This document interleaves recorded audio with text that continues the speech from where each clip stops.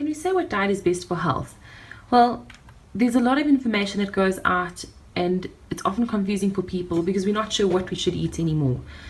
There was a paper written about a year and a half ago that said that efforts to improve health through diets are forestalled, not for want of knowledge about optimal feeding, but for distractions associated with exaggerated claims and our failure to convert what we reliably know into what we routinely do.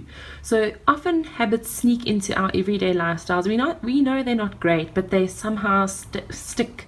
And we've got to figure out what those are and work past them. And as part of the Well I Am Challenge, we've looked at different diet options, and we've put dietary patterns together that we feel that will meet the needs of most people entering this challenge.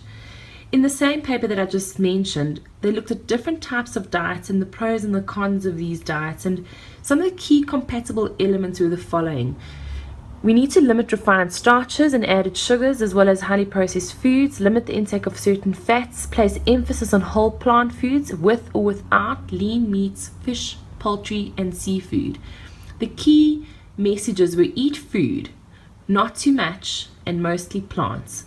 And all the plans that we've provided will stick to these guidelines. When we calculated the plans, we look at carbohydrate, protein, and fat. So we use different macronutrient splits depending on the plans that we've made in the Well I Am Challenge. There's a Mediterranean diet, a DASH diet, a vegan diet, a vegetarian diet, and a carb-conscious diet. Those are the 5 choices from which you can choose. And we have put a link on the Well I Am website that helps you to decide which one to choose. The Mediterranean diet is mostly monounsaturated fat based and has a lot more fish and legumes, lots of fresh veggies. That's the key component there. The DASH diet is for people who have hypertension.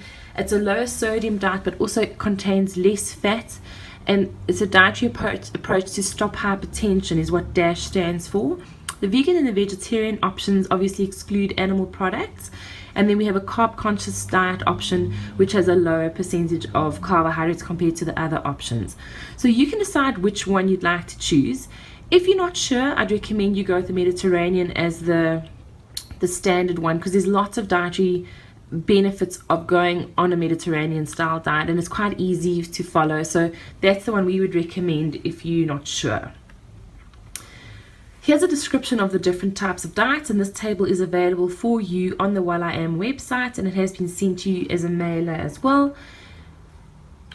Once you've decided which dietary pattern you want to follow, you need to choose which plan you want to be on, either weight loss, weight maintenance, or weight gain. There are 4 options for the females, and there are 3 options for the males. In the female category, we have allowed for 2 weight loss options. So if you're a shorter female and you are losing only 5 kilograms during this challenge, for example, you'd probably go on the stricter option.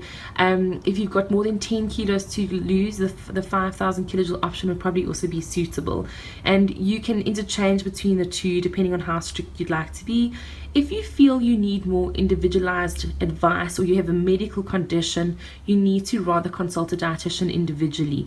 These are generic meal plans, and they are within dietary guidelines and safe recommendations for macronutrient splits. But if you do need more individualized advice, please make use of the online facility on the Well I Am platform to purchase sessions with a dietitian for an individualized meal plan should you need that. We wish you all the best for the challenge, and we are sure you can enjoy these plans.